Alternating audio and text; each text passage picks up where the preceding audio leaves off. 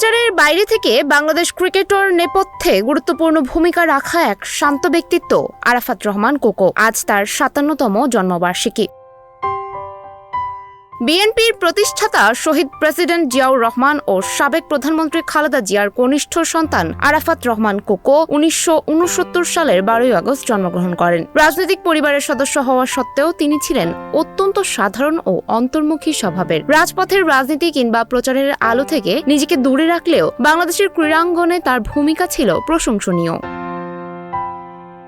২০০২ থেকে ২০০৫ সাল পর্যন্ত বাংলাদেশ ক্রিকেট বোর্ডের সাথে যুক্ত থেকে ক্রিকেটকে রাজনীতির প্রভাবমুক্ত রাখা এবং ক্রীড়া পরিকাঠামো উন্নয়নে তিনি বিশেষ অবদান রাখেন। ২০১৫ সালের ২৪ জানুয়ারি মালয়েশিয়ায় হৃদরোগে আক্রান্ত হয়ে অকালে মৃত্যুবরণ করেন এই ক্রীড়া সংগঠক।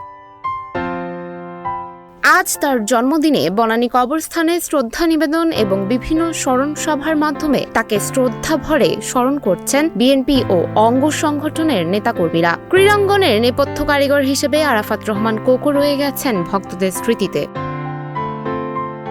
সুমায়া হক তনি, নিউজ ফ্ল্যাশ 71।